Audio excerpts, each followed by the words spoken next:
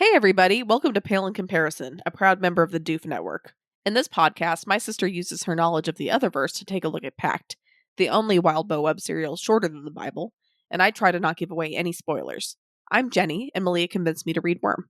I'm Malia, and Jenny convinced me to read everything else. This episode, we are covering Histories, Arc 7.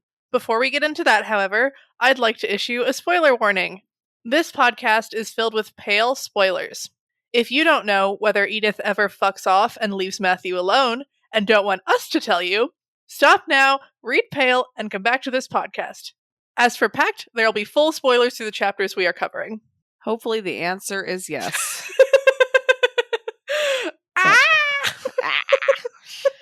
But anyway, we have a lot to dive into, and I have to apologize in advance. I'm feeling a little under the weather, so my energy might not be that great, but I'm going to try. So I'm going to try to force some energy in there. Basically, our summary, really lazy summary, but I'm not feeling well, so that's my excuse. We look at the effects of Blake's erasure. Yay. Yay. Gay is not a good response to that, really, but what do you think of these chapters, Malia? Do you have another poem? No. Oh. We had a lot of poems last week. It's We just did. like, what even are histories anymore? Like, I was just like thinking as I was doing my notes, like, what is this story and what is its structure and what is the history if something is happening now? What is time? What is perspective? That is way deeper than I was expecting. A lot of thoughts and feelings, and I don't fully understand them. I think that this whole Blake thing really has hit you, like, really fucking hard. I've spent a year thinking about this man. And now no one's thinking about him, unfortunately.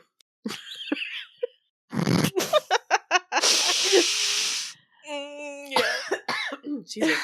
You know, it was me and Blake against the world. One of my predictions was that both me and Blake were gonna be really paranoid and upset by the end of the story. And I'm so sad. me and Blake were together against the world, and now it's just me, and I don't know where we're going, and I don't know what's going on, and I'm upset. I was talking to Malia before we started recording, basically asking, like, how's the updating, like, the prediction tracker going, because it's hard to keep that up to date, you know. She was saying she's like, I think, like, one to two arcs behind, unfortunately. What were you saying, Malia? Just to just like, so I'll go in and kind of update whether the predictions were right based on the current chapter in the podcast. I just haven't filled in all of the predictions that I've made because I don't want to miss something I say in the middle of an episode, so I have to pay attention kind of carefully. But so many of them last week became no's because it was like, Blake will do this. Like, Blake and Rose will go into Johannes's domain, and like, maybe Rose will still go there, but Blake won't. So that one's wrong. Like, there were just so many where they're just like, Blake will do all of the Western rituals. And I think what I meant was we'll see them all in the story, but the prediction was that Blake would do them, and he won't. And he won't. Well, that's rough. I'm sad. I mean, yeah, you're just gonna have to see how the story goes, Malia. But yeah, I guess it does seem like a safe bet to say that you know, it's kind of a hard. It's a pretty safe bet to say that Blake's like gone. Yeah. Yeah. Well, yeah, we'll talk about that also. Basically, yeah, I think so. But then Wildbow does something, and I don't know why he did this, but it's fine. Just are you trying to hold on to hope? Or are you I'm just trying not to. Trying not to, because you know that like it's gonna just be like. I feel like he's like dangling something in my face, and I'm mad about it. What is he dangling in your face? No, we have to get to the end of the chapter before I can talk about it. Before you can talk about it. Okay, well, we're going to start by talking about basically this chapter starts about talking about a chapter in classifying others, fiends, and darker beings, which it ends up being written by Grandma Rose. Yes. I don't know how to spell fiends. This is going to bother me. No, they both look wrong. The IE or the EI. I think that's right. Okay. So when I opened this no one chapter, can look at the spelling anyway. That's true. Unless you like spell it out and be like, hey guys, this is how I'm spelling it on our notes. Just threw me off. But yeah, I was hoping this chapter was going to be like Rose from the time of her creation through like now, and we would get like explanations for what she was thinking and feeling and going through, like briefly, and what she knew and when did she know it, and you know, that's like what I wanted. And so then it was like the demons of the first choir, the blim blim blim blim. I was like so mad. I was like, I don't fucking care. I don't want to read a textbook. I'm so mad. This goddamn perspective business. I want to get to the point. And I calmed down.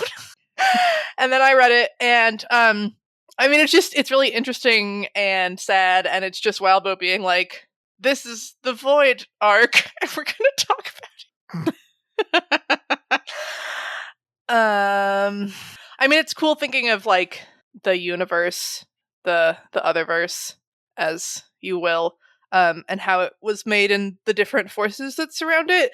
And it's interesting kind of that like demons are sort of it almost seems like some scholars in this universe think that demons are unnatural, but that like doesn't really make sense. They are an aspect of nature and of order and of whatever. Even if they suck and try to like fuck with everything. And it was the whole like casually like, yeah, maybe the universe as we know it is just the stuff that the like darkness demons haven't eaten yet. It's like, what the fuck? And you just casually throw that out there and move on. I mean, I guess what else can you do? But it was just like, oh my god. Okay. Yeah. Yeah. And she goes in and she like, you know, name drops these like fucking horrifying examples where there's, you know, it's the Wildbow thing of world building, but also this could be ridiculous stories. Someone's venom eats you slowly and all of you, and if you don't quote unquote destroy your relationships to others by unforgivable means, yeah, then after you're gone, those people will be so upset that they will just stand still and stare into the distance until they die. Yeah, like what the fuck? Yeah. So that sucks. That also just like, because presumably the first people this happened to didn't know what was going on, right? And so then there were just a bunch of other people who were like stuck staring into the distance, and then eventually maybe people figured out, oh, if I like make you mad at me, then, but like it's not just like mad at, it's destroy relationships by unforgivable means. And I feel like yeah, like part of it being unforgivable is that they can't know that you're doing it because you're being destroyed by a hell demon, because I feel like that's forgivable. Right? Like if the reason that you're doing it, if I know that you have like whatever, like, you know, done like murdered my children or something just totally awful, right? But you did it so that I wouldn't, you know, die a horrible death or whatever, demons, then maybe I could forgive that. You know?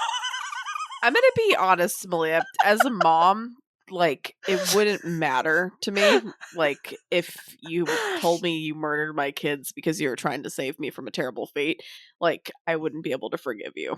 Even if What if I was also trying to save your kids from a terrible fate? Maybe, but I mean, like it might be like logically I'd be like, okay, maybe that was the better thing to do, maybe I understand it, but like I don't know if I'd be able to forgive it anyway. Sure. But that's fair. But like, yeah, it's just a lot. that's a lot. Yeah, like you'd have to do some pretty fucking vile things, which that sucks. Right, and it's to like everyone that you like know and love that you have to be awful to, and that sucks. Yeah. And then there's like the the lantern and the bell, and it was like, it makes you blind and deaf, and I was like, okay, like lots of people are blind and deaf and they're fine, but it's like, no. Like you become so blind. So I'm not sure if it's like you become so blind that your hearing becomes so magnified that you like hear everything that doesn't exist in that plane of existence, or if it's what like this exact specifics were hard, but you are opened to the true void. Mm-hmm. Basically closed off to everything else except for the true void, I think. Right? In terms of perception. Yeah. Which that sucks. All of these are bad. These are all bad. Yeah. They are. Yeah. And then later there's like the Corazon, Coranzon, whatever. If he talks to you, a group of people 3 times, they are all gone, but the connections are still sort of there, and like the universe tries to make sense of them, so they just become this like weird mess. Was sort of an interesting thought, but yeah, so there's just a bunch of like bonkers shit that Grandma Rose talks about. That's nuts, right? Like it's just like how common are demons, right? like they gotta be not that common or something. But I mean, you'd hope that name drops like 4 of them. You hope that they're like all bound somewhere. Well, I mean, what you're gonna say? No, more just that like you'd hope that like the type of people like practitioners that would summon them would be fairly rare. I don't know if demons themselves are sparse or not. Interesting. Yeah, I mean, I guess like the abyss or whatever plane they live in that hasn't been like exactly determined in my mind yet. There could be a whole bunch of them just like chilling somewhere, and they have a hard time getting to the mortal realm or whatever. And they need, just like they have a hard time managing it. It's just like, how did like the splinter end up in that factory and shit? You know, like I don't know. Thoughts. It's pretty spooky stuff. Yeah. I also interested that Grandma Rose wrote this because I remember her early on talking about Barbatorum or something, being like, yeah, he's kind of a goblin or something. I don't like to like draw fine lines and put things in boxes. But then this whole text is about drawing the line between demons and other scary others, and that was really interesting. I mean, I think that she would say an important thing is that, you know, if you know whether they're a demon or not, you can then know what sorts of things may or may not work on them, or what sorts of, you know, like identification is important, but I thought it was interesting that she writes an entire text about it when she's talking about Barbatorum, she's like, oh, don't classify them. That is interesting. Yeah. I mean, I think it's safe to say that Barbatorum's like fits pretty well in the demon category. Mm-hmm. At least I hope so, because if not, the demons must be really bad. I mean, even if so, they're still really bad, but yes. Yeah. So then she talks about these factors, right? So like, she's like, these are some things to think about when you're thinking about distinguishing between demons of the first choir and other bad shit that do similar things. So if you have a demon of the first choir, you have like, you cannot retrieve the stuff that is destroyed, right? You can replace it with shit, but you can't retrieve it, right? So I think that like, you know, the universe tries to fill in the holes that darkness demons leave. And that's kind of a replacement thing. But like once that thing is gone, like that thing is gone. It's gone. It was also interesting. She really goes into like, if it looks like a demon is growing or spawning or whatever, like that is an illusion that like we just can't wrap our minds around, because the only thing that these demons can do is destroy. They cannot create. That is interesting. Yeah. And then the other thing was like bouncing off of that, things that seem like are created by the actions of these choir demons, these darkness demons or whatever, it's not them creating, it's other shit trying to rectify it. So they talk specifically like Bazuili. I'm so sorry.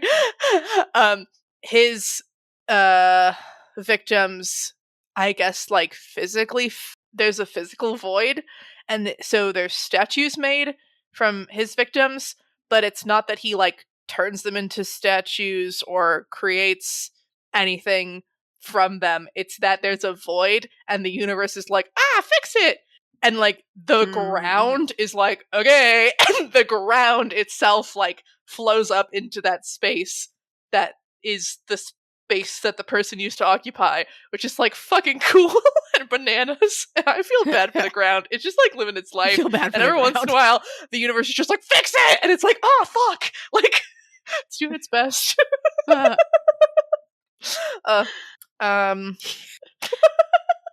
And yeah, and everything that you're thinking are creations or thinking are like whatever is just like your brain trying to find patterns.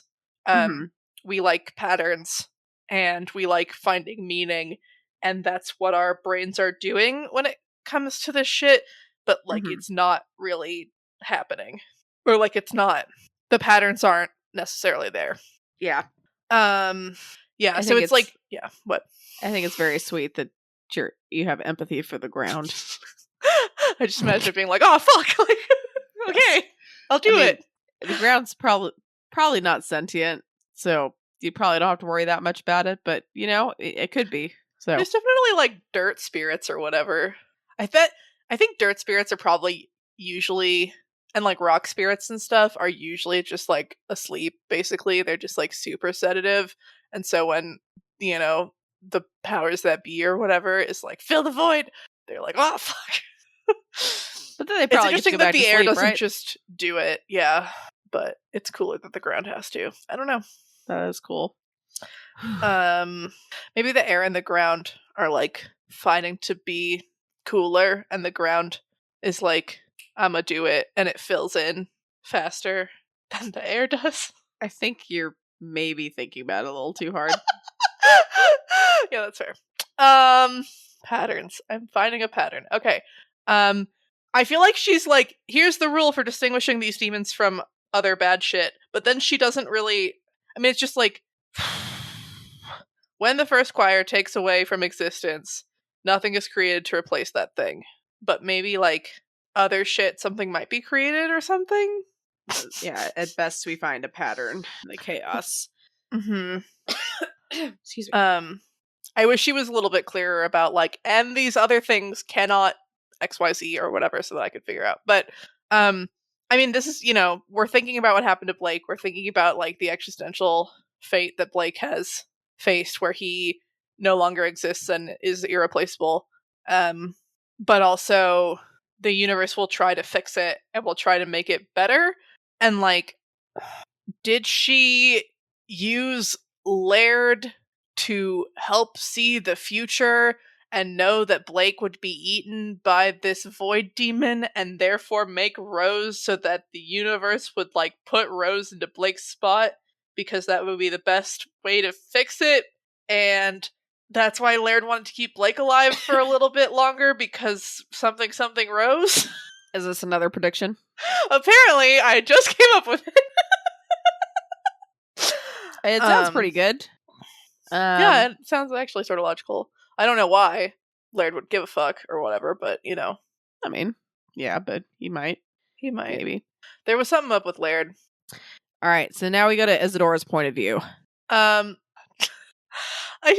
went back a little bit on my frustration with Isadora. No, okay, so I was like, oh, I officially don't like her, and I'm still like, I don't really know how I feel about her. Like, I feel like I've mellowed a little bit, but, like, God, I hate that. Yeah.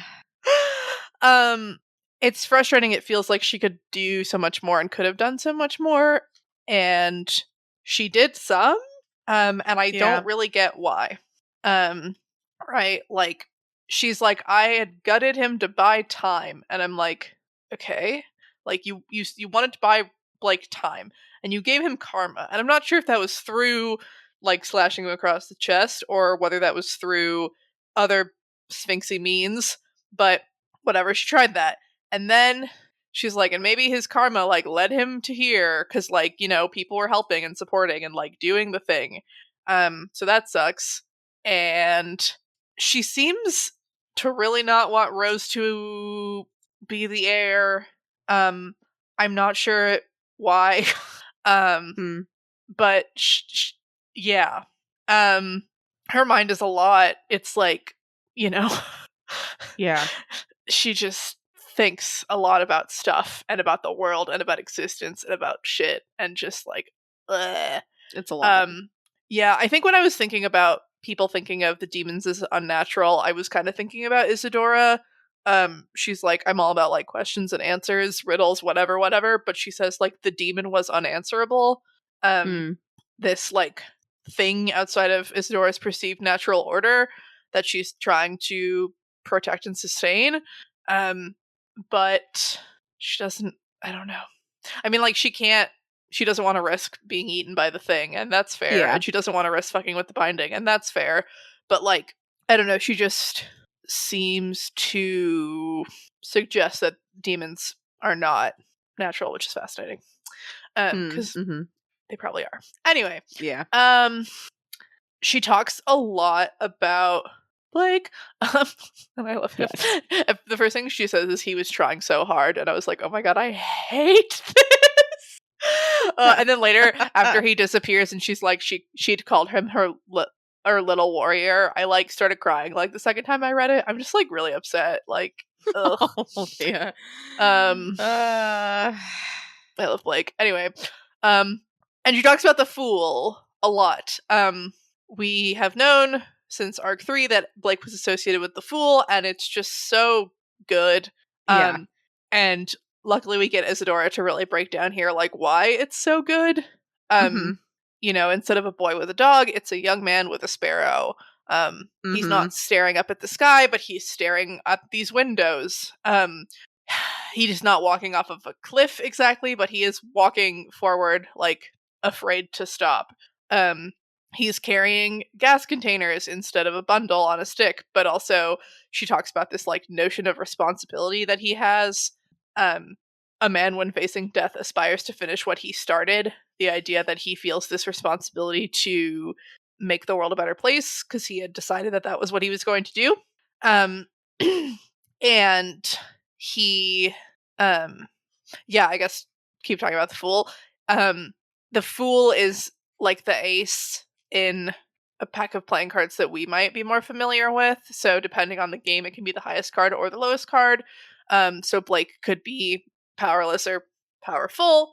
And you know, the outcome of this fight with this demon would either like be success or like, you know, horrible failure. Mm-hmm. Blake. Yeah, it's so annoying when that she's like, you know, oh, I guess maybe I sort of, you know, caused him to think that he was gonna die and therefore pushed him into this situation. I'm like, yeah, bitch.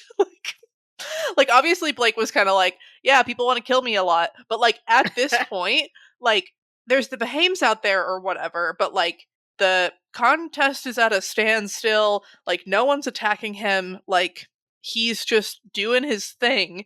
Like he doesn't need to do this right now. I think that a person who didn't believe that they were going to die soon would maybe wait to face something like this. Yeah. Um Yeah. Exactly. you know, get more power, get more resources, get more knowledge. One of the very frustrating moments with this was when Isadora like expands her perception or whatever and realizes that like the demon's not in the factory, the demon is like buried into the core of the earth or whatever the Yeah. fuck. Like not quite that far, but you know, just like He's like deep below. right. And like that this plan won't work. Yeah. Because he doesn't just have to burn a basement down, he has to like, you know, whatever the fuck. And it's like, bitch, if you just figured this out like 10 minutes ago, like we would not be here right now. And like I don't know if she couldn't have figured it out 10 minutes ago because the demon had to be more active or whatever, but I'm upset. Yeah. Oh, it sucks. Because like yeah, this plan like wasn't going to succeed in the first place. Even if Blake hadn't died or whatever. I'm just gonna say died most of the time because it's easier, even if it's not accurate. But yeah. God, and then she gives Blake luck, and like that's frustrating because like I wish it had helped. I wonder if it had helped Evan escape, maybe. Maybe. God, and then things that make me like love and fucking hate Isadora is when she says like poise was important in moments like this. I'm like, oh my god, like no, it's not. I hate you so much. Like that's ridiculous and wonderful, and I fucking hate you. What the fuck are you doing? God damn it. Well, because you could argue she might be thinking like, you know, for the spirits and all that, poise and like showmanship and all that. I guess. But like her poise was just sitting there and like backing up slightly. Like she didn't fucking. She's trying to, yeah, but she's trying to look like, you know, I don't know, regal or shit, right? That's her. Yeah. But the wrongness. So when Blake is eaten, she manages to mitigate the effects of that. Like she doesn't remember any details or whatever about him, but she knows that he was a man and that he was the Thorburn practitioner. And so she's able to remember like kind of a lot. That's like, kind of a lot, right? Yeah. Like I think she also remembers that Rose used to be like in a mirror world. And I mean she knows he's related to Paige, like she knows a lot of shit. And I think it's interesting that like the level of connections makes it less likely or makes it harder to remember the person, but also I don't know if anyone else could remember like this, and it seems odd that she can. But I guess like she can't remember things about. Well, she remembered the little warrior thing. God, I was dying. I don't know. This seems weird. I don't know how to explain how she can remember something that's been eaten by Luxivore. Is there something like about sphinxes in particular, you think? I guess. I mean, she says like one of her duties was to remember. And so like part of her nature is to like counteract this thing, but it just seems like if you're eaten from existence. Well, but I don't know. One thing is like it's interesting to me how things are rewritten in other people's minds. Like maybe she's just able to like deal with the rewriting and the making sense of things better than other people. Because I mean we get to it later, but like the whole truce between the astrologer and the sisters is like completely gone, even though like Alexis was supposed to help and stuff, you know, like there were more than it wasn't just Blake involved. But like nope, gone. And that seems to have like a wider reaching implication than I thought it would have. And so maybe she's just able to like hold on to things better. I don't know. Yeah, maybe. Yeah. But yeah, so then she's like, oh, Maggie's gone. She'd been gone for a minute. I'm like, wah. But we'll see Maggie soon, I guess. And the demon tries to get out with the fun power surge of eating Blake, I guess, but then he can't. So that's good, but also bad because he wants to get out, obviously, I guess. And with the resettling of reality, Rose appeared. So I think Isidore at least knows that Rose wasn't a thing physically. And she says a damned shame quite literally. And I'm like, is this a shame because Rose is here? Is it a shame because Blake's gone? Is it a shame that Blake's gone because now Rose is here? Is it just damned because like she was made with the help of a demon? Like, is Rose this bad? Why do you hate Rose? What else do you know about Rose? What is happening? I mean, could just be because she's a diabolist and considered damned, or but she's not yet. I mean, Blake didn't become a diabolist officially till he made a contract with Pose, and I don't think Rose has done that yet. I mean, she basically is, but you know, who knows? Maybe it'll make sense later. Maybe not, but yeah, and I think it's interesting that Rose doesn't realize she was Mirror Girl. She's just like, yep, I'm Rose. I've always been Rose. And I'm like, dying. but we'll get to that also later, I guess. And then we get to like the worst part of this fucking bit where I thought Evan was gonna die. Where she's like, "Ah, yes, the familiar coming to pieces because it forgot that it was supposed to move on, which it promised to do, and so he's not moving on, but there's nothing to power him because the bond is gone. Yay." And like Tiffany gets like a fucking sentence. She's like, "I don't remember that bitch's name, but she's crying and she doesn't know why." And then we just move on. I'm like, okay, like fucking Tiffany. I feel so bad. Yeah. Yeah, and then Ty's like angry and trying to figure out why he can't remember, like what's wrong with his memories. Like he's trying to remember Blake, but he can't, and it's freaking him out. And I hope, somebody helps him. Although Isadora could help him. She's like, they would all invent memories to fill the void, or they would just live with it. And like, I could help, but they could also just do it themselves. I'm like, bitch, walk over. Yeah. Like, just and go say, fucking talk to them. by the way, this is what's happening. Like, if you're gonna tell Paige, like, God, you're such an asshole. Whatever. Yeah, fucking Paige. All right. Well, after this, we go and see from the perspective of the eye. Fuck. Yeah, one of the first things he says is burning to death hurt, and I'm like, cry me a fucking river. Like, I don't care. Like, go away.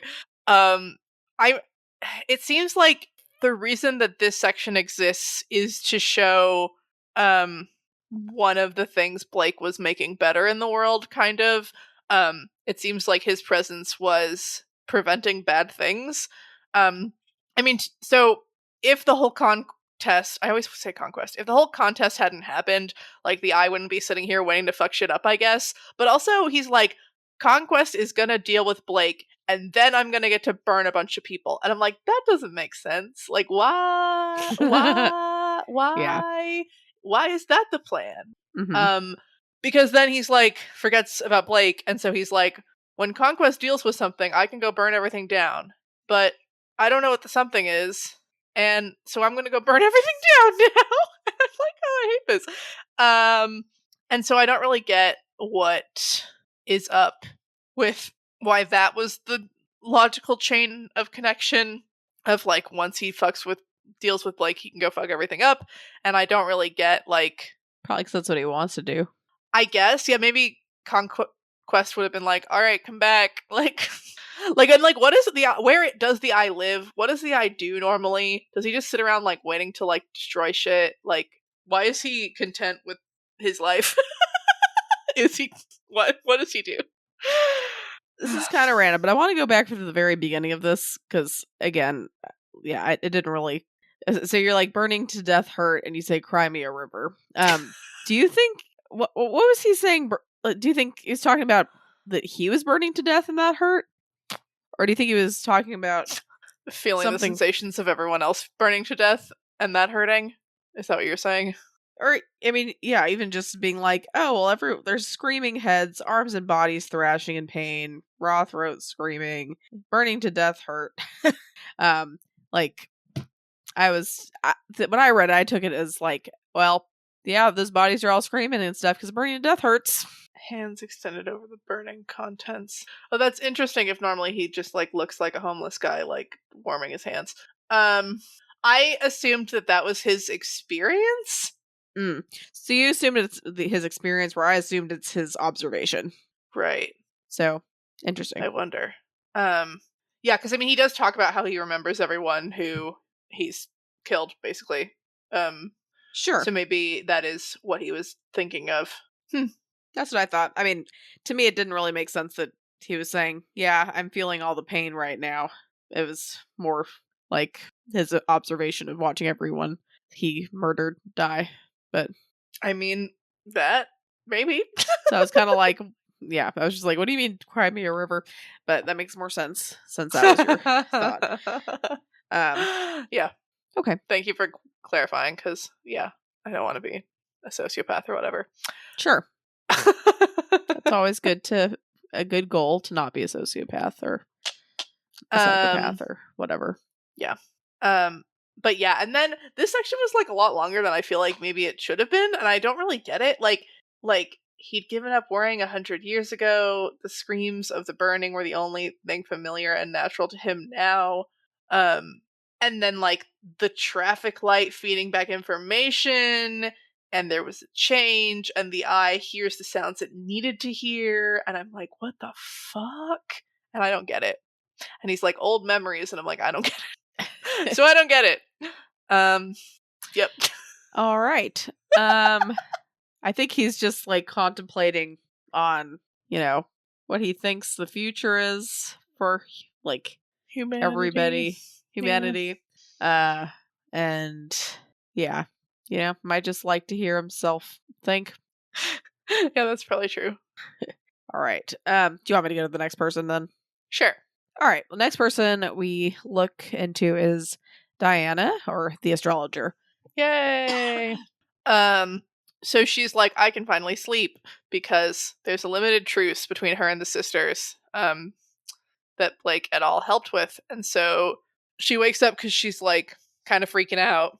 And she's freaking out because she's like, how dare I let myself sleep? Like, they're going to come destroy everything, because Blake has been erased and she doesn't remember that he was going to like do this truce. And again, like, I mean, I guess Alexis's role was that she would answer 3 of the sisters' questions or whatever.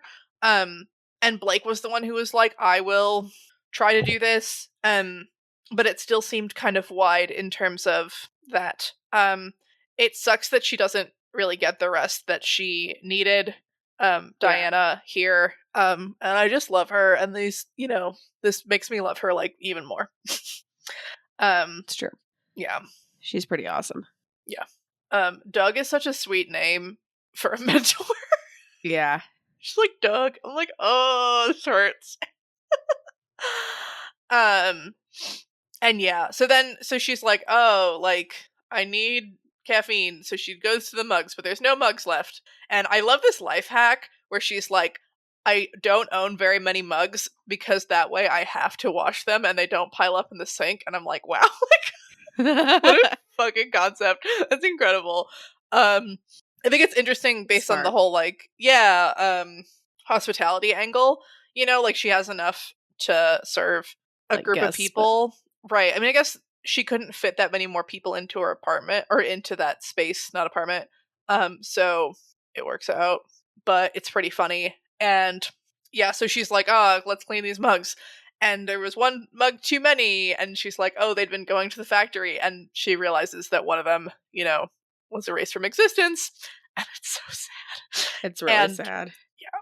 And she had given one of them Doug's mug, and she knew she wouldn't have given one of them Doug's mug unless she really liked them. And that was, but she couldn't remember who she had given it to, which means that it was Blake.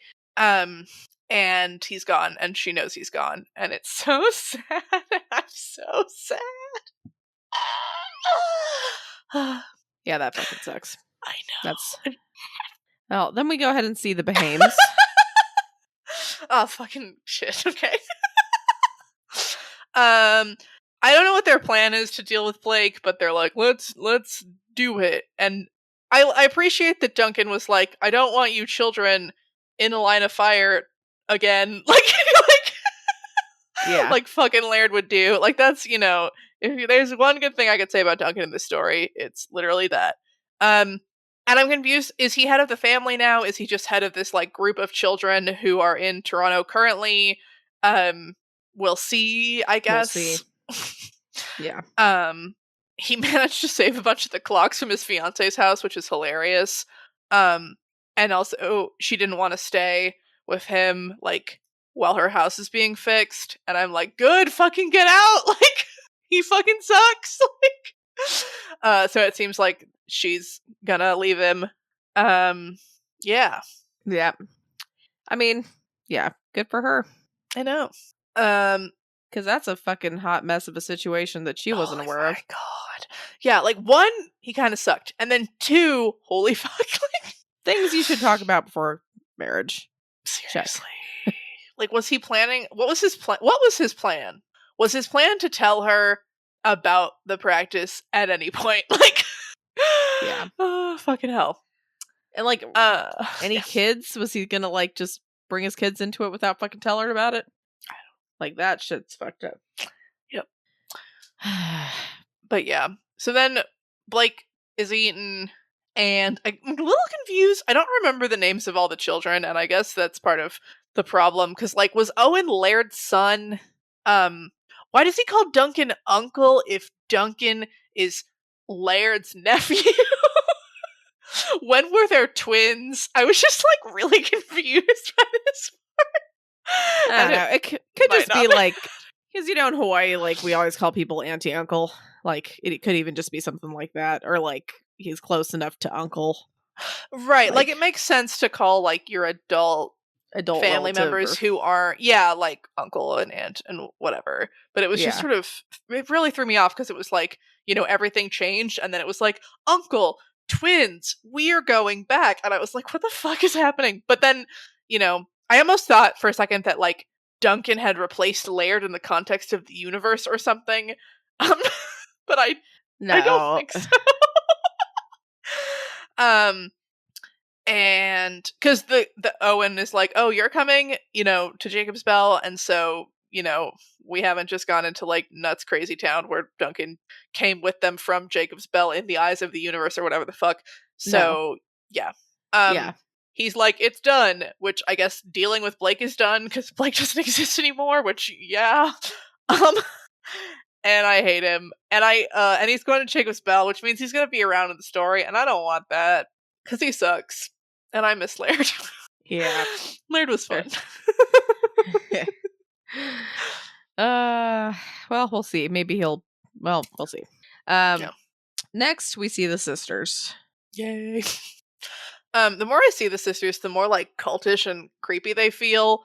When she's talking about like the initiates and how they're gonna come into the group eventually, and they'll see a practitioner practice, and then they'll receive their rings, and it feels weird. And so she's on the phone with this guy who I think owns like a plow business or something, because she's like, I can get you a city contract if you do all this shit now and fire 20% of your staff and repaint all your fucking trucks or whatever. And I'm like, but she's also gonna pay for the repainting of the trucks. And it's like, this is to help with her potential lord claim, which is kind of cool, in terms of like, ties to the city and the groups within and infrastructure of and running of the city help. And that's kind of cool, but it sucks that it's like in this gross system. Like the amount of, like, she's like, look over your employee files in bed tonight. And I'm like, what? And then she's like, you're gonna see all these problems. And it's like, are you just, I mean, that has to be true. Is it because magic? Like, or is it because this is just inevitable that people like really suck or whatever? It feels more like magic and that she sucks. It does seem like that. But yeah, they want the torch spirit back, but Blake's gonna help with that maybe. Either, the demon will be gone, or Blake will be gone, which is gross, and I hate like the way that she expresses that. And she's like, I mean, being worried about Diabolus taint is fair. And Blake is unpredictable, and practitioners hate that. But God, yeah. So she's thinking about her lordship strategy, right? Where she's like, I don't have to fight with Diana right now, but I do want that thing back soon. But in the meantime, I'm gonna like deal with ties to local business and accrue more power and like deal with the shepherd in the eye, and then like everyone else will kind of get in line and it'll be chill, and maybe we'll like indoctrinate Emily or whatever the fuck. And then Blake disappears, and it's like this like weird reset, and she's like, what was I doing? Ah, yes, I was trying to murder that woman in her shack thing. That's right. Gotta get back to that. And I'm upset. And again, it was just like, life is worse when you don't exist, Blake. Then we go to the shepherd after that. Yeah, so apparently the shepherd like feels every time the demon eats someone, and is like, yeah, if the universe worked the way it should, like, everyone should be able to hear that scream throughout the whole city. But also, if the universe worked the way it should, everyone should be able to hear my scream, like, throughout the globe. And I'm like, okay. Like,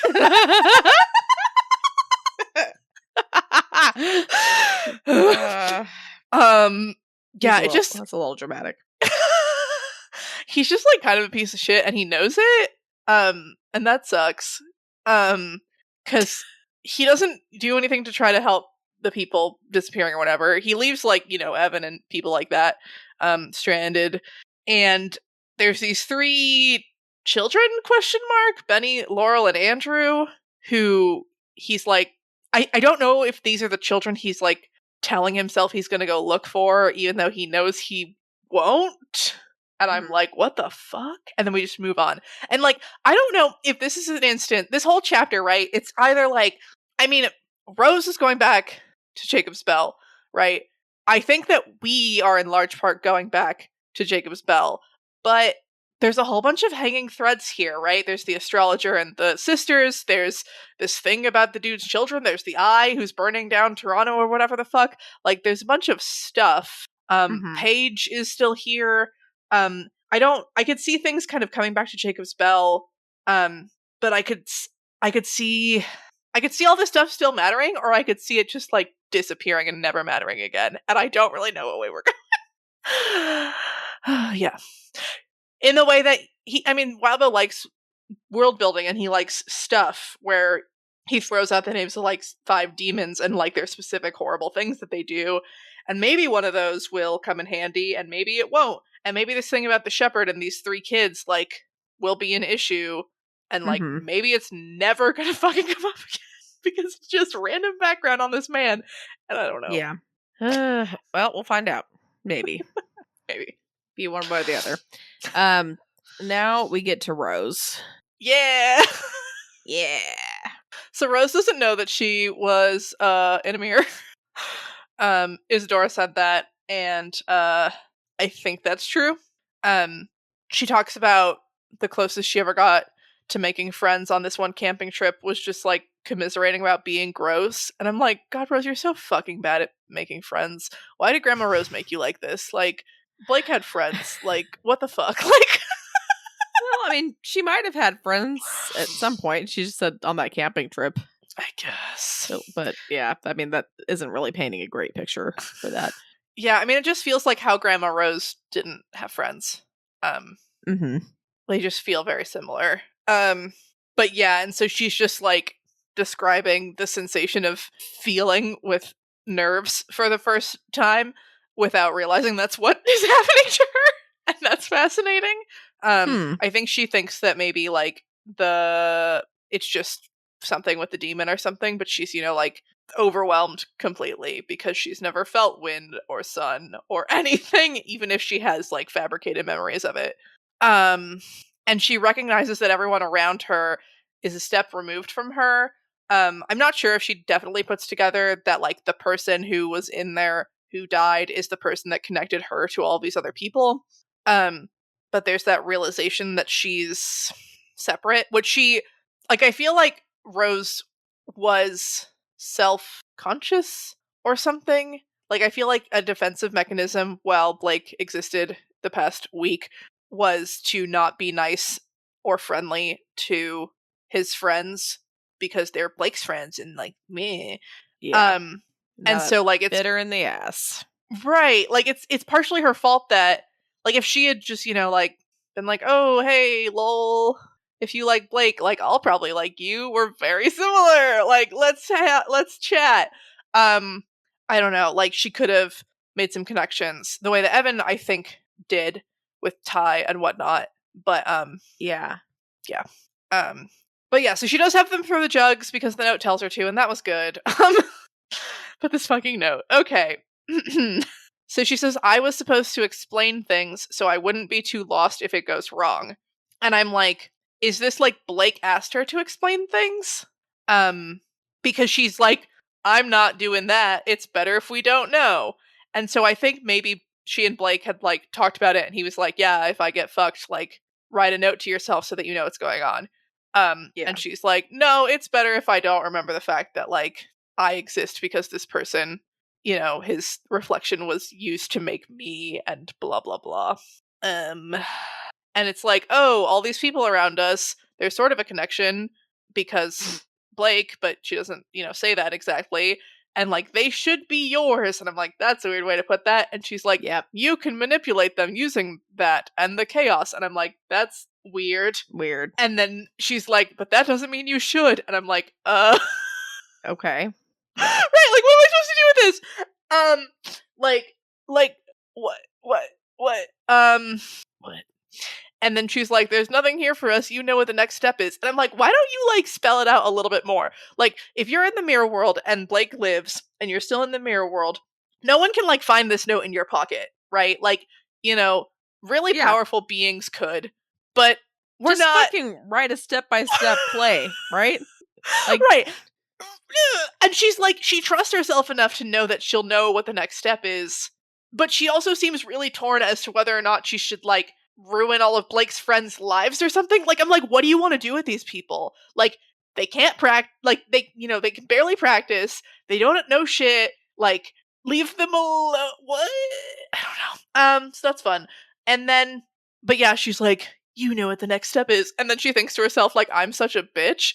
And I kind of love that, but I am also like, Rose, like, you're so fucking close. Like, it's right, you're right there. Like, you don't have to be, right? Like, you can acknowledge that that was a bitchy thing to write, and I guess, I mean, like, I'm happy she's going back to Jacob's Bell. I guess that makes me a bad person, but, like, what does she have to do in Toronto? I mean, like, I don't know. Like, I don't know.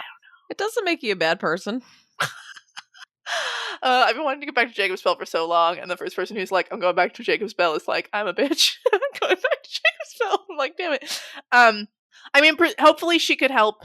I mean, okay, so if she had written a note that was like, that was Blake, blah, blah, blah, these are his friends, that's his familiar, like, do nice things, whatever, that'd be cool.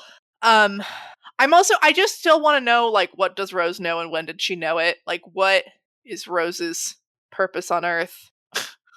And also, how does Molly being dead in this universe, but maybe or maybe not being dead in Rose's universe, like, fit together? Anyway, I really hope we find all this stuff out. Okay. And she's like, y'all can come with me if you want, lol. And I'm like, what? Like, will they? I don't know. And then she's like, there's feathers. And luckily, she's like, bird. And I'm like, ugh. It's just like, it's tragic that, like, the familiar bond between Blake and Evan was so strong that, like, all of Evan's connection to, like, anyone else was, like, funneled through Blake.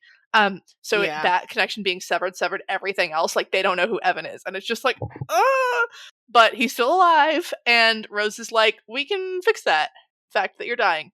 Yeah. I'm glad you added the last part. That sounded bad. Yeah, my brain is, She's like, we can save you. But she can tell that she's connected to this bird because, again, she was very strongly connected to Blake.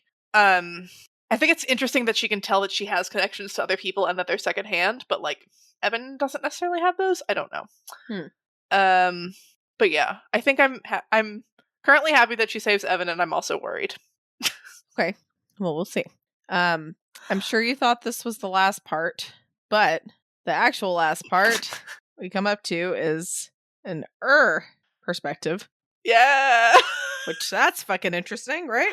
Yeah. So the funny thing was so I read this, at the beginning of the week, and then I read it earlier today to, like, do notes, and I forgot that the part happened on my second read through, and I thought that, like, we were done with the chapter, and then I see and I was like, what? So I got the, like, fun surprise twice. That's funny. So yeah, so I mean, it's like is trying to break out. There's a whole thing about, like, there's the part of the wall that's gonna break, and then there's the binding, and those things are separate, and whatever. The wall is gonna break in a couple of years. The binding is gonna break in about a decade. And will have babies to unleash on the world. So Or's babies. One of Or's babies murdered Blake. because of the fucking rebar. I was like, ooh, creepy, like tiny hand as part of the whatever. But no, it wasn't just a tiny hand. It was a tiny baby. Tiny demon baby. Who murders you. Oh, which is actually kind of great. So there's 3 motes or babies. I think motes are like pre-imps, right? Maybe. Yeah, I think so. And so there's 3 of them, and they look like human babies. One of them has horns. One of them has tufts of spiky fur, and one of them is smooth and bald, which reminded me of Pose a bit. But they're all like, little dark blob things that look like babies, and that are 3/4 of the way done. It's hard for me to not be like, "Aw, little babies." No, they're actually really. It's cute and awful. Like the babies. Like that's a good way to trick people. Just like leave some cute little babies and that look all innocent that you want to go cuddle, and they'll make you fucking disappear from existence. Eat you. And they'll eat you. And get all big. That's right. Bubbles. I love babies. Babies. Okay, so then I think ultimately, God, I don't know. Okay, this is where I'm like, Wildbow's trying to fuck with me, but he's not fucking with me, right? I say confidently. Because we start this chapter off with the whole, like, demons can't create shit. If they're creating anything, it's an illusion, right? And then it's like, or is having children. But I mean, Grandma Rose notes specifically that, I wrote it down. Oh, the demon spawning is an illusion, right? And so, or Demon of the First Choir, this spawning these 3 babies is an illusion that our minds don't understand. The thing is, or this isn't a Demon of the First Choir, and therefore, question mark, Blake is retrievable. But, like, no, right?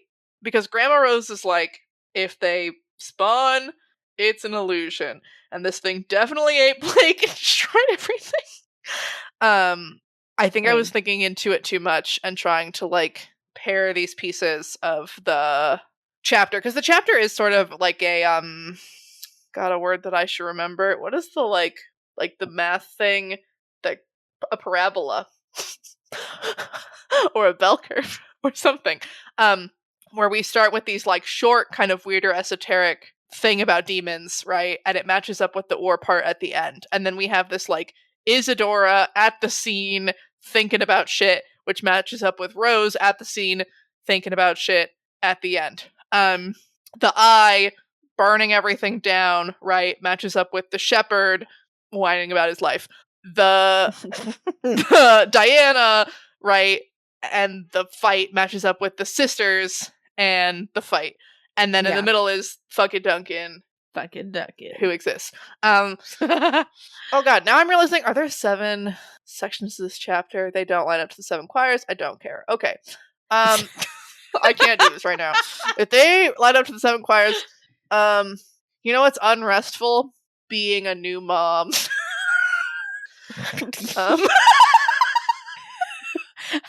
I'm fucking confused. Are you saying? I was trying to do some literary analysis where I match the 7 parts of this chapter to the 7 choirs of demons. Are you trying to say and the 7th choir? Yeah, I mean almost. Is pregnant. Yeah, but Ur's also a demon already, so yeah, like. But like narratively, in this section, we're talking about babies, right?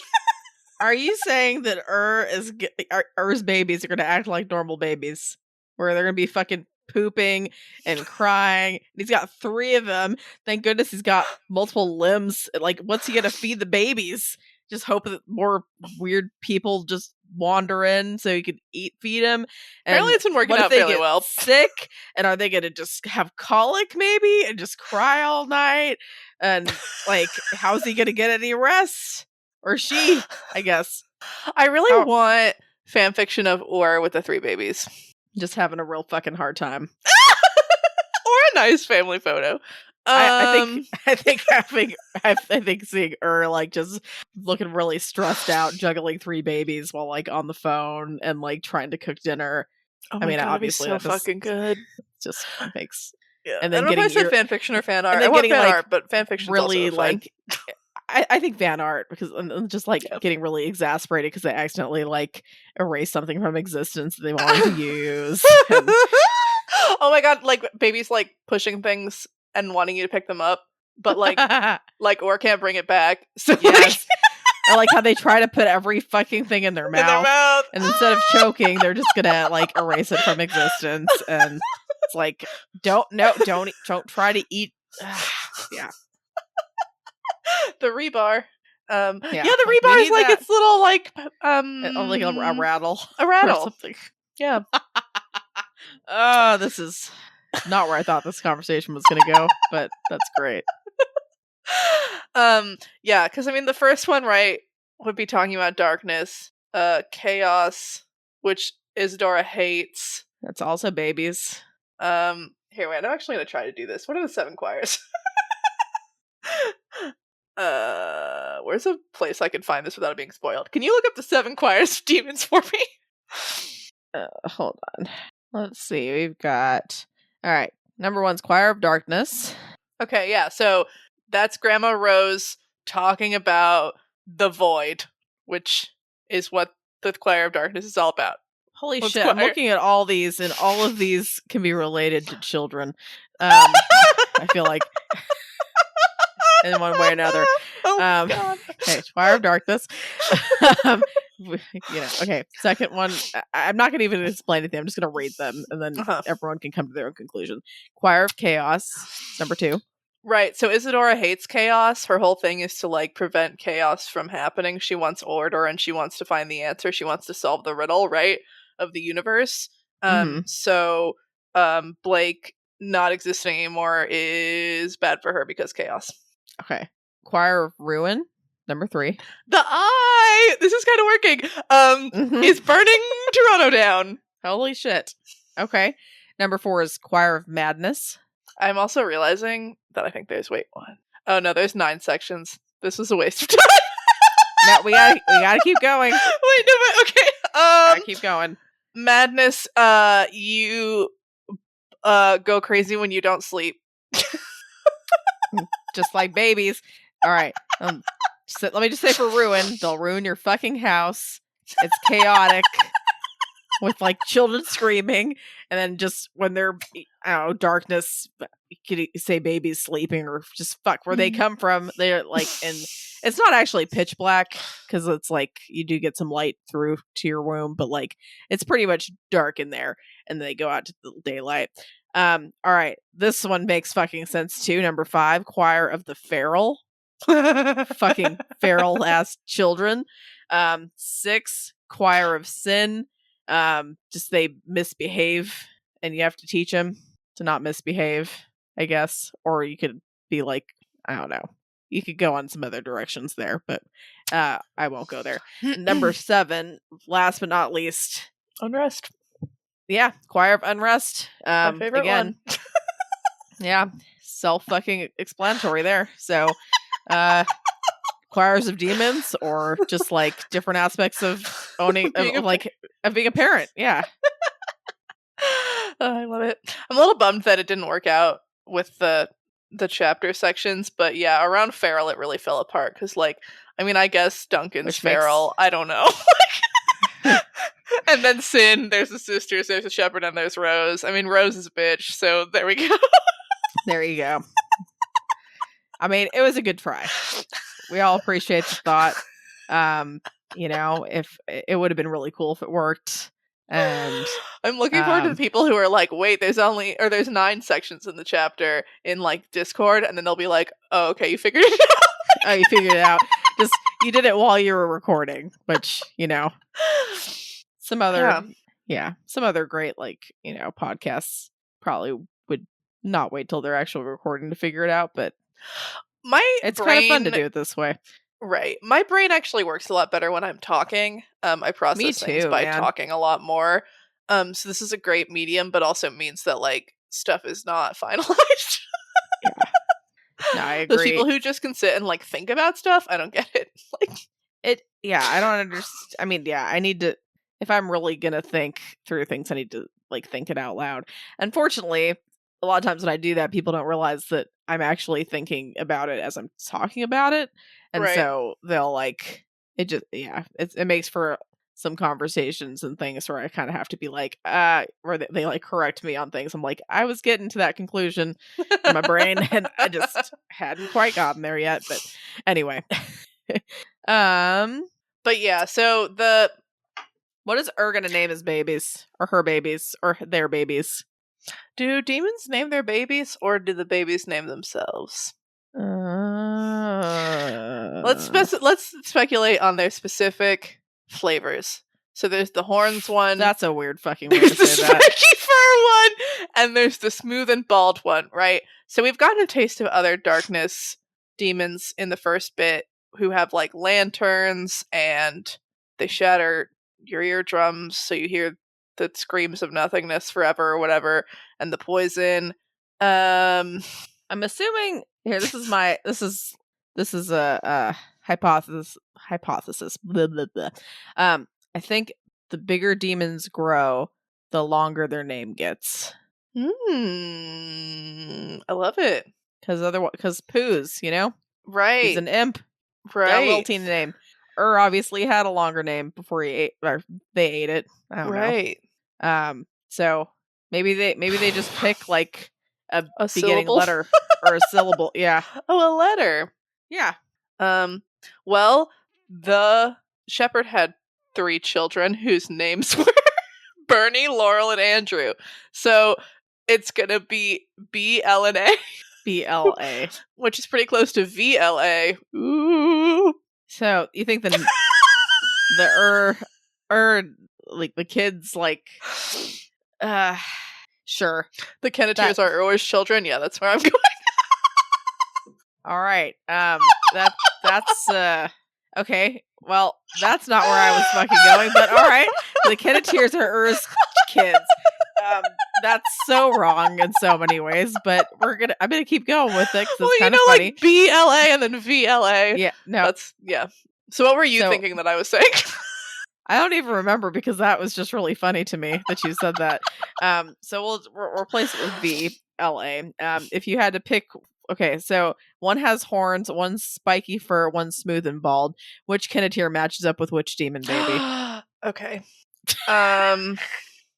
I think that Lucy has the spiky fur, right? She, especially at the beginning of the story, was much pricklier.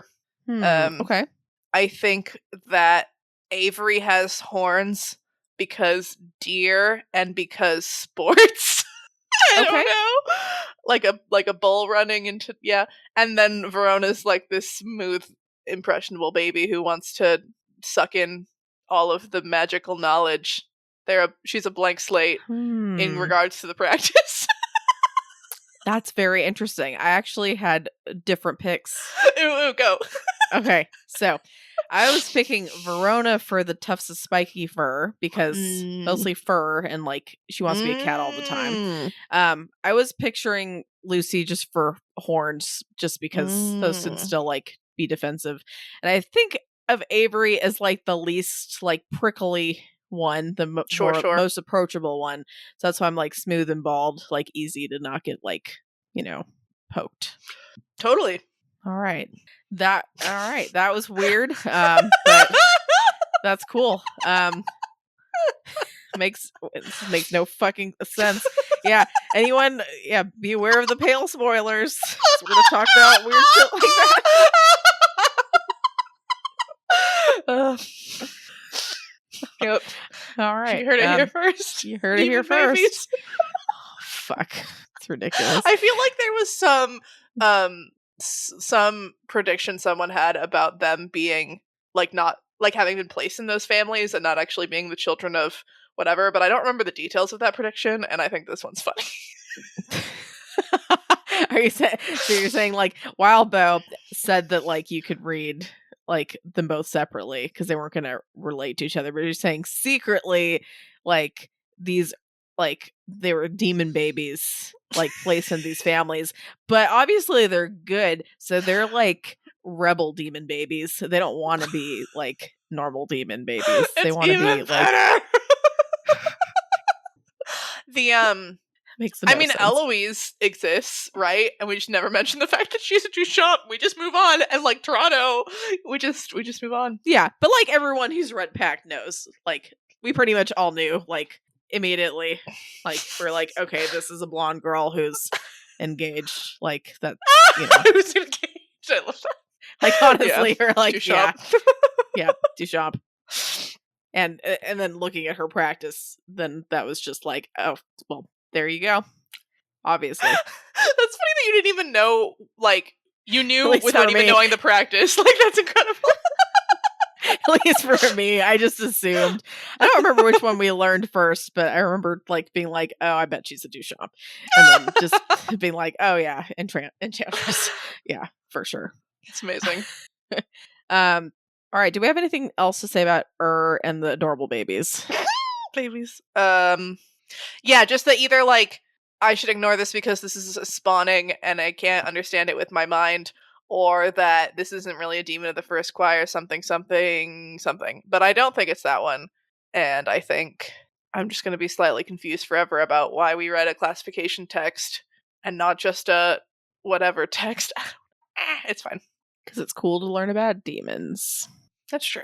And then just, I think a lot of it is to kind of go over like first choir, like in terms of what they can do and all that. So I don't understand the spawning quite as much. But on the other hand, like you'd think that, I'm not sure if that, because you'd think that like there'd have to be some spawning for all choirs for like motes and stuff. Because otherwise, like there would just be like one.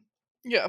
Which doesn't make sense. So I feel like, yeah, there has to be a way. So I'm like, maybe she meant something a little bit different than like making demon babies. Well, but they can't create, right? That's their whole thing. They just destroy. So our brains maybe just instead don't of understand. Create, it's like more dividing themselves up. Mm-hmm. I don't know, or something. Sure. But babies can get bigger, so I don't fucking know, man. Babies. It's like, all right, well, everyone's probably just like, wow, that was like really inaccurate and just fucking weird. But that's all right. That's fine. Cool. So we're at the end of the arc. Woo! So, what does void mean? And this is like a really like emo answer right here. So go for it, Malia. Put void is the hole in my soul, my heart, my being. And then I put Blake is void. Blake is void. Blake is void. Blake just is like void. You write void out on like, you know, your checks and stuff that you've already cashed. Like it's basically, it's nothing. It's worth nothing. You know, nothing. It's nothing. Yeah. Everyone's memories in life has a void. That's the familiar bond with sure. Evan is void. Yeah, it seems pretty straightforward. The thing that I guess I'm worried about is like if there's promises that the universe still remembers but people don't, and so if anyone's gonna get like forsworn or whatever, it seems like if you promise something and then you forget it because of external circumstances and then you get forsworn, like that really sucks. Which led me to like wonder about like practitioners with dementia and stuff. Like what happens? That's an interesting thought. Like we haven't really seen that I can think of any like old practitioners. We've seen like middle-aged practitioners, but what happens to old practitioners? Maybe not a lot of practitioners get old. Oh, that's interesting and sad. Grandma Rose was old. She was old. She was super old. Sharp bitch. Yeah, she was on top of it. That was a long pause. She was on top of it. Just yeah. She's yeah. I feel like I was gonna say something, but I can't think right now. Ugh. It's alright. Probably wasn't important. And if it is, I'll just shout it randomly in the middle of the rest of the podcast. Cool. Give your next question. Oh, I thought you were still going. I guess you did read the Alzheimer's part. Okay, never mind. That was your last note on that. So, all right. Where is the story going from here? Okay, I have to be honest. And say that Wildbow spoiled something for me. What? So I don't normally do this, and I will really try never ever to do it again. But I scrolled down to the comments. They do this in Deep Impact sometimes, so they look at old comments. Sure. And the first one's normally Wildbow being like, hey y'all, I've had a week. Here's some whatever. And then a bunch of people doing like typos. And so this first one was Wildbow being like, hey y'all, I've had a week, but I've scheduled 4 Maggie chapters and they're all going to come out. No. So Okay. we're going to get 4 Maggie chapters. Well, I mean, to be fair, I wouldn't have thought that would spoil anything. So, it's probably not a big deal. Right. I mean, I speculated a lot last week about what was going on, so I think like those predictions were all still pretty fresh. But so yeah, so I'm assuming we're going to move to third person perspective, and that'll be how it is for the rest of the story. And I think we're going to bounce around between Maggie, Rose, again maybe like Alexis or Ty or Tiffany or all of them. Okay. Do you think it's going to be like a person per arc, or like just bouncing the hell around? I don't know. So I mean I've read Worm and Ward and now Pale and now Pact, right? And they all have like definitions of whose perspective you're in, right? Like Worm and Ward, you're in the first person perspective of the main character, and then there's interludes. And so far in Pact, you're either in the first person perspective of the main character or there's interludes. And in Pale, you're in the third person perspective of one of the 3 protagonists, or there's interludes. And so I don't fucking know. It'd be kind of cool maybe to do an arc, like character per arc, but on the other hand, I could see a situation where it would be useful to be able to switch back and forth between like Rose and Maggie and Duncan or whatever, like fairly quickly. But then like, are there still interludes? What are we even doing? I don't know. I guess I'm curious, what do you think that like they're going to be talking about with Maggie? I think we're going to find out what the fuck is happening. Okay. I mean, I think she left. Well, she either left to go home to Jacob's Bell or she left to like fuck off on her new life of adventure with the whatever that's possessing her. Just starts a whole new story altogether. Just be like, I don't know. I mean, because yeah, there are things in Toronto that I feel like I would like resolved and ought to be resolved. And if all the characters just fuck back to Jacob's Bell, you know, how am I going to find out what happens to Diana? And how am I going to find out, who BL and A are? And oh my gosh. I meant the shepherd's children because I can't remember their names. Benny and Andrew and whatever the fuck. All right. And yeah, and then fucking like, are we just done? Is the Splinter just like doing the parent duties? And other verse 3 is about dealing with that? Like what? Because they're not coming out until 2023 or 2024 approximately of the binding. All right, you guys, we got a year or 2. Sweet. Before Ontario is destroyed. And yeah, I don't know. Because, I don't know. I could see it where we just fuck off now, but also that's a huge thing to sort of leave in a factory. I feel like you want something more specific. I don't think it's going to be one perspective per arc. I don't really know why, but I don't think so. I don't know what we're doing from this point on. Maybe we only get textbooks as interludes. Okay. Or we only, yeah. What do you think, like, Rose is going to do? I guess, like, what her goal is and, like, I don't know. What are they going to do when they get back? I mean, she needs to... I think she wants to keep the house. And to do that, she has to fulfill the requirements of the will. She needs to get married. She needs to get a familiar, a domain, and an implement. She needs to attend the council meetings. That'll be a shit show. Or I guess she didn't have to attend the council meetings because Molly didn't. But she has to make the karma level go down. And she has to live. So I think that Rose is going to be trying to build up power and doing major rituals. I don't know how Rose factors into Grandma's like master plan with Aemon to like fuck the system or whatever. It almost seemed like their plan was to just like free their descendants of certain constraints and be like, lol, have fun. But I think that Rose knows more than she has told Blake about what she's supposed to do in her life. So I don't know. Okay. All right. We're going to move on to our pale in comparison section. And it looks like you kind of want to compare this chapter to the most recent pale interlude, which is interesting. Yeah. So the most recent pale interlude is 18.A, which is Luna Hare, the British Street Witch, and Dom Driscoll.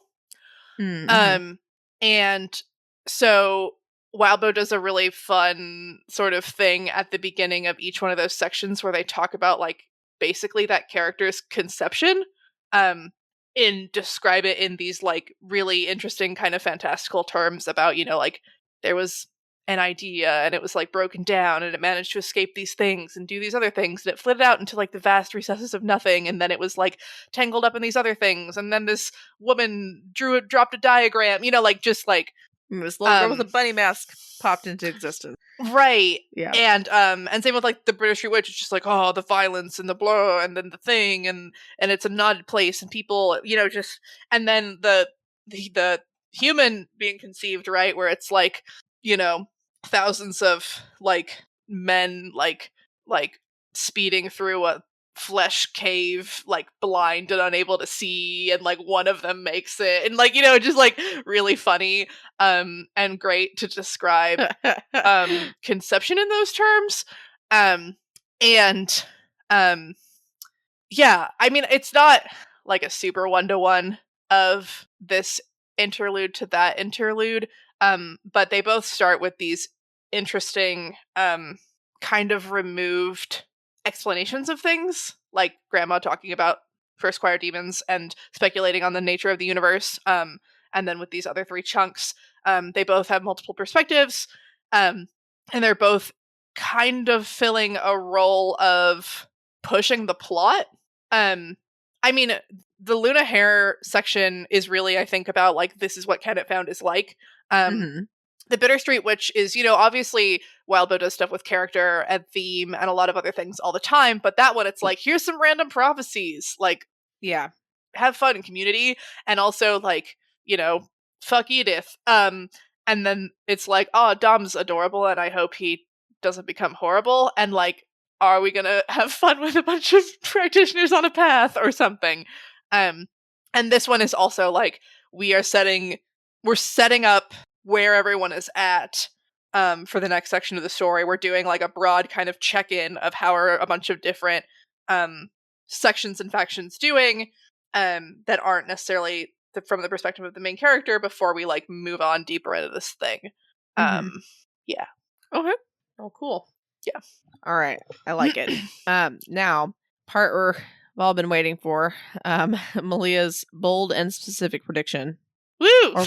Or predictions. We'll see. So I wrote something down and then I basically reversed myself, so I'm gonna stick to what I landed on eventually. But so first I wrote that Rose will take Evan as her familiar, and then I was like, wait, maybe someone else will, because she does say we can fix that. And I went back and forth between like, does Rose want this bird because she needs a familiar and she wants to tie things to herself or something, but then also she was like a little boy spirit is lame and not powerful enough.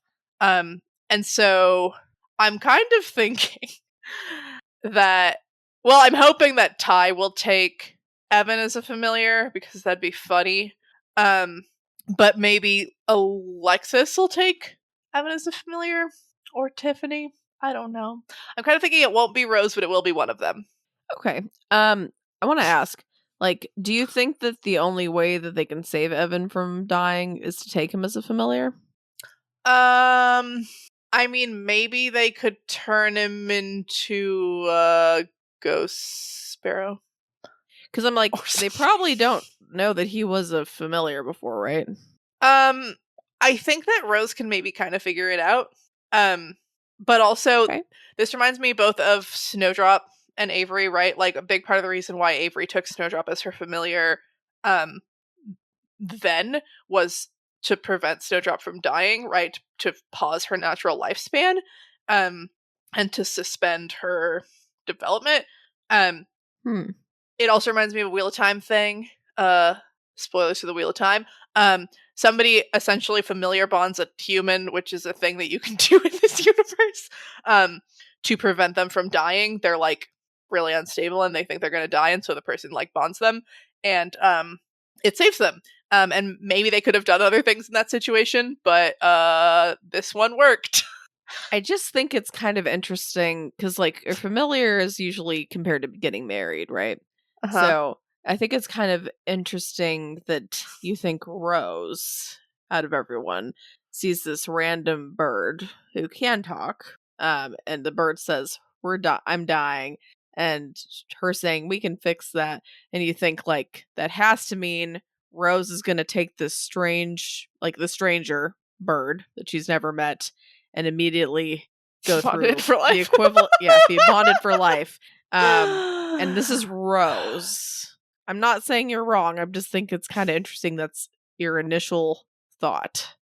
Well, that's why I think Rose is gonna like try to convince someone else to do it or something. I don't know. So this is on a timer then for Yep. familiarship. So you think that she's gonna peer pressure someone to take Evan, who again is still a stranger in terms of a bird, as a familiar, basically for life. Yep. All right. It's bold. I mean, it's I that like or like it. turn him into a zombie or something. I don't know. Like he needs a way to stop disintegrating, and I can't think of a good way to do that. That's not bad. That's not a familiar thing. Okay. Yeah. All right. Well, our previous discussion question did not get any answers. I'm honestly not surprised because it was mainly Malia just kind of despairing. And that's why she None of wrote you her. are bad people or something. Yeah, what was the question? It was like, have you ever read a story that made you change your perspective so much you thought you were a bad person or something? Yep, pretty much. Yeah, like, yeah. So, not surprised that we didn't get any answers for that. This week, our new discussion question is pick a character from Pale. I'd say or Pact if you haven't read Pale. If you're reading Pact, I'd say that's fine to do this too. And pick a tarot card, whatever, that matches them, and tell us about it. Yeah, like Blake and the Fool. I was gonna put Pact, but then I was like, future spoilers, but also like if you can do it without future spoilers or whatever, like go for it. Yes, obviously don't spoil or anything, or spoiler tag all your stuff, and I just won't read the spoilery things. Yeah. Sounds like a plan. All right. Thanks for listening, everybody. If you enjoyed this episode and you'd like to help support the podcast, please subscribe, share it with your friends, and leave a rating and review. To help support our podcast, go to patreon.com/doofmedia. If you'd like to support Wildbow as he continues to write fantastic stories, go to patreon.com/wildbow. You can follow the pod on Twitter at Pale Comparison, or send us an email at paleincomparisonpod@gmail.com. Keep an eye out for our Reddit thread in r/parahumans, where you can answer our discussion question and share your thoughts on this episode. In addition, if you would like to see almost all of my predictions laid out, check out our episode description for a link to a prediction tracker. Next episode, we will be covering chapters 8.1 and 8.2. All right. Fun fact that Malia didn't know until today. German chocolate cake was not invented in Germany. It was invented in Texas, and it actually has nothing to do with Germany. German chocolate cake was named after its maker, Sam German. Which is nuts. Which, I mean, it's so funny. It's really funny, but it makes a lot more sense in terms of the taste of German chocolate cake because there's nothing German about that at all. It's sweet as fuck. Yes. Yeah. I mean, it's kind of like Black Forest cake, I'm pretty sure is like actually German. And that's like a chocolate cake with like berries and shit. Yeah. But yeah, it's not just like It's not anywhere near rich as sweet. fuck. Yeah. Like German chocolate cake is like hardcore. But yeah, Texas, I can see it. It's fucking good though. All right, have a good week, guys. Bye.